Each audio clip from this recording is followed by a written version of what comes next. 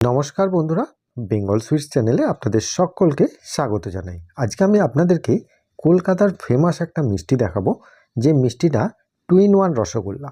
একদম রসগোল্লার মতোই কোয়ালিটি, 2-in-1। এতে কোকো চকলেট দেওয়া আছে, যার জন্য এর টেস্টটা এতটাই সুন্দর যেটা আপনারা খেলেই বুঝতে পারবেন, বা আপনারা হয়তো এই মিষ্টিটা অনেকেই কিনে খেয়েছেন। আর এই মিষ্টিটা বাড়িতে তৈরি করা খুবই সহজ।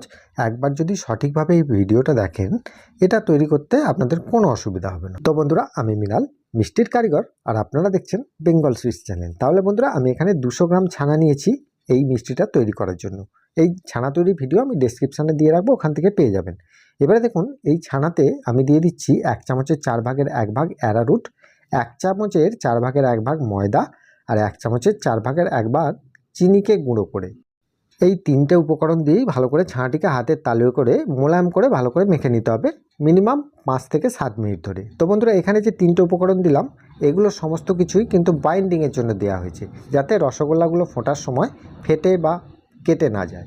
তো বন্ধুরা, এইভাবে মেখে নেবার পর এখানে আমি দুটো ভাগ করলাম। দেখুন, ছানাটিকে 100 করে 200 গ্রাম দুটো ভাগ করলাম। এবারে একটা ভাগ আমি একটা ছোট্ট জায়গার মধ্যে নিয়ে এখানে আমি 1 চামচের 4 ভাগের 1 ভাগ করে দুবার এখানে চকলেটের পাউডারটা দিলাম।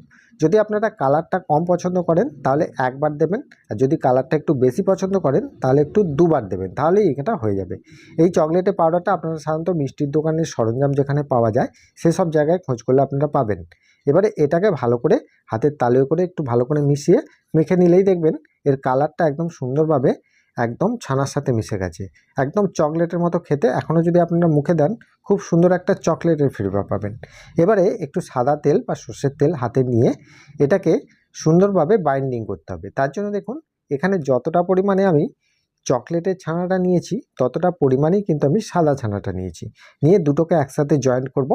জয়েন্ট করে হাতে করে চেপে চেপে জয়েন্ট করে দেওয়ার পর এটাকে গোল করে হাতে করে পাকিয়ে নিতে হবে। আর পাকিয়ে নেওয়ার সময় অবশ্যই মাথায় রাখবেন, যেহেতু এটা জয়েন্ট করা আছে খুলে যাওয়ার সম্ভাবনা থাকে, সেজন্য একটু টাইম নিয়ে ভালো করে পাকিয়ে নেবেন। দেখুন এখানে কত সুন্দরভাবে তৈরি হয়ে গেল। তো এখানে আরেকটা তৈরি করে দেখাচ্ছি। তার আগে আমি আরেকটা কথা বলবো আপনাদেরকে, যে এই যে জয়েন্টটা আপনারা করবেন অবশ্যই কিন্তু একটু ভালো করে চেপে চেপে করবেন, কারণ এটা রসে ফোটার সময় যেহেতু এটা দুটো জয়েন্ট একসাথে হচ্ছে, আর যেহেতু এখানে চকলেটের পাউডারটা একটু হার্ডি হয়েছে আর এখানে সাদা ছানাটা একটু নরম আছে, তার জন্য কি হয়, এটা খুলে যাওয়ার সম্ভাবনা থাকে। সেজন্য আপনাদেরকে আমি সাবধান করে দিলাম। তো বন্ধুরা দেখুন, এই রকমভাবে আপনারা করে নিতে পারেন। প্রথমে এরকম গোছ কেটে নিয়ে তারপরে জয়েন্ট করেও করতে পারেন, বা একটা একটা করে নিতে পারেন। দেখুন এখানে সমস্ত কিছু আমার পাকানো রেডি। এবারে আমি চলে যাব মিষ্টির রসটা তৈরি করার জন্য। তাহলে এখানে আমি একটা কড়া বসিয়ে দিয়ে এতে আমি দিয়ে দিচ্ছি 2 কাপ চিনি দিচ্ছি, মানে 250 করে 500 গ্রাম দিলাম, আরও হাফ কাপ দিয়ে দিলাম। দিয়ে এই চিনিটাতে আমি যতটা পরিমাণ চিনি দিলাম ততটা পরিমাণে কিন্তু আমি এখানে জল দেব, ওই 2 কাপ, তারপরে আরও হাফ কাপ, মানে যতটাই চিনি ততটাই জল। তো বন্ধুরা, এখানে সাধারণত 200 গ্রাম ছানা মাল তৈরি করার জন্য এখানে সাধারণত ছানা লাগবে 600 গ্রাম থেকে 700 থেকে 750 গ্রামের মতো, একটু বেশি হলেও কোনো অসুবিধা নেই। এবার এই চিনি আর জলটাকে ভালো করে গলিয়ে নিয়ে হাতে করে দেখবেন রসটা কিন্তু মিডিয়াম আছে। এবার এই ফুটন্ত রসের মধ্যেই এই যে মিষ্টিগুলো আমি পাকিয়ে রেখেছি ওই মিষ্টিগুলো এতে ছেড়ে দেবো, দিয়ে এবার ফোটাতে হবে। তো বন্ধুরা, মিষ্টির কারিগরিভাবে যে ফোটানো হয় সেই পদ্ধতিটা আপনাদেরকে দেখিয়ে দিই।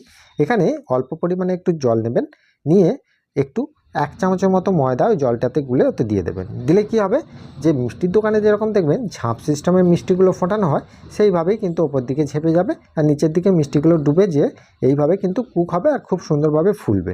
তো বন্ধুরা দেখুন, এখানে আমার টাইম লাগবে 15 থেকে 20 মিনিট। এখানে 7 থেকে 8 মিনিট হয়ে যাওয়ার পর আমি দেখতে পাচ্ছি যে মিষ্টিটা আমার কিন্তু একটু জেগে জেগে যাচ্ছে। তো সাধারণত এখানে 7 থেকে 8 মিনিট ফোটার পর এটা একটু রসটা মোটা হয়ে যায়। সেজন্য কি করতে হবে দেখুন, এখানে আমি ওই 250 ml জল নিয়েছি। জল নিয়ে ওই 250 ml জলটাকে আমি কিন্তু গরম করে করে খাচ্ছি। যেহেতু আমরা এখানে ঠান্ডা জল, তো আপনারা যদি ফুটন্ত গরম জল করে রাখেন তাহলে আপনাদেরকে গরম করে করে খাওয়াতে হবে না, অল্প অল্প করে চাটুতে নেবেন আর আস্তে আস্তে এইভাবে খাইয়ে দেবেন। আর এখানে মাথায় রাখবেন কখনোই মিষ্টিগুলো এরকম জেগে না যায়। জেগে গেলে কি হবে, যে মিষ্টিগুলো হাওয়ার সংস্পর্শে এসে টোল পড়ে যেতে বা ডুবে যেতে পারে। কারণ যেহেতু আমরা মিষ্টির কারিগর, আমরা সেটা সামলে নিতে পারবো। তো আপনাদেরকে সেটাই বলি যে আপনারা আস্তে আস্তে করবেন যাতে এটা জেগে না যায়। তো বন্ধুরা, এখানে দেখুন কিছুক্ষণ পরে দেখতে পাচ্ছি যে এখানে এর গায়েতে কিছু ময়লা জমে যাচ্ছে। মিষ্টির যে চিনির যে গাদগুলো সেগুলো আমি ফিল্টার করিনি দুধ দিয়ে, সেজন্য গায়ে জমে গেছে। এইভাবে কিন্তু কিছুক্ষণ পরে যদি চামচে করে যদি তুলে নেন তাহলে কিন্তু ওই কালো যে গাদটা থাকে, যে ময়লা পদার্থগুলো বেরিয়ে আসবে। দেখুন টিপসগুলো আমি আপনাদেরকে দিয়ে দিলাম। এবার দেখুন আমি এখানে 15 মিনিট হয়ে যাওয়ার পর আমি কিন্তু দেখছি যে মিষ্টিগুলো আবার কিন্তু ঝাপটা কমে যাচ্ছে বা জেগে যাচ্ছে। তখন আমি বুঝছি যে রসটা মোটা, সেই জন্য আমি আরও কিছুটা পরিমাণ 2 চামচের মতো জল খাইয়ে দিলাম। দেবার পর এখানে প্রায় আমার 18 থেকে 20 মিনিট হয়ে গেছে। 20 মিনিট পর আমি এবার দেখব যে মিষ্টিগুলো আমার হয়েছে কিনা। সেটা বোঝার জন্য একটা মিষ্টি ওখান থেকে তুলে নেবার পর ওই ঠান্ডা জল বা গরম জলের মধ্যে যদি দিয়ে দেখেন যে মিষ্টিগুলো এই রকমভাবে ডুবে যাচ্ছে, তখনই বুঝতে পারবেন যে মিষ্টিগুলো হয়ে গেছে। আর ডুবে যাওয়ার পর দেখবেন গায়েতে কোনো রকম কোঁচ বা টোল দাগ আসছে কিনা। যদি দেখেন কোঁচ বা টোল দাগ আসছে, তখন কিন্তু আপনাদেরকে আরও 5 মিনিট এটাকে ফুটিয়ে নেবেন একটু জল খাইয়ে, তাহলেই সমস্যাটার সমাধান হয়ে যাবে। আর যদি দেখেন যে কোনো রকম কোঁচ বা টোল দাগ আসছে না, তাহলে ইজিলি এটাকে নামিয়ে নিতে হবে। তবে ধরো নামানোর সময় অবশ্যই কিন্তু এখানে 2 থেকে 3 কাপ জল লাগবে, 250 ml করে। অল্প অল্প করে জল খাইয়ে খাইয়ে এভাবে ফোটাবেন। এই জল খাইয়ে খাইয়ে ফোটানোর সময়টাই আপনাদের অসুবিধার সমস্যা হয়ে যায়, যে মিষ্টিগুলো চ্যাপ্টা হয়ে যায়। আমি যেরকমভাবে খাওয়াচ্ছি জলটা সেইভাবেই কিন্তু খাওয়াবেন, এরকমের বা বিপরীতে খাওয়াবেন না। এইরকমভাবে খাওয়াবেন আর ফোটাবেন, করতে করতেই দেখবেন যে এখানে মিষ্টিগুলো কিন্তু অনেকটা ডুবে ডুবে যাচ্ছে। দেখুন আমি কত সুন্দরভাবে খাওয়াচ্ছি, একটু একটু করে জল খাওয়াচ্ছি আর সুন্দরভাবে ফোটাচ্ছি।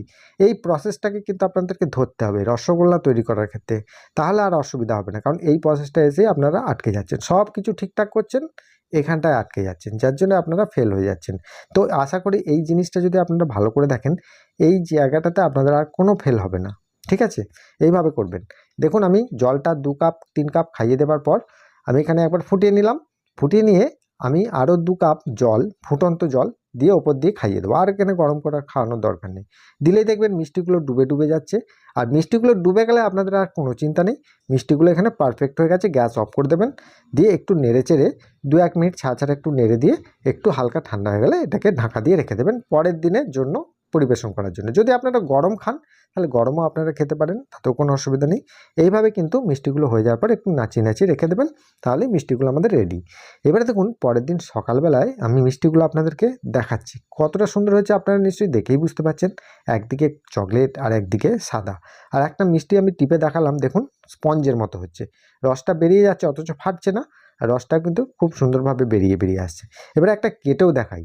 কলকাতার যে ফেমাস রসগোল্লা হয়, যে ভেতরে কত সুন্দর জেলি, এই জেলিটা আপনাদের হচ্ছে না। এই প্রসেসটা সঠিকভাবে করুন, দেখবেন হবে। এই এই যে ভেতরের জেলিটা, এটাই আনতে হবে।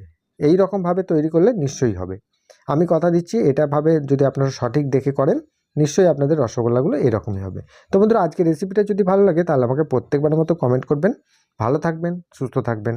দেখা হবে আবার অন্য কোনো মিষ্টি রেসিপি নিয়ে। নমস্কার।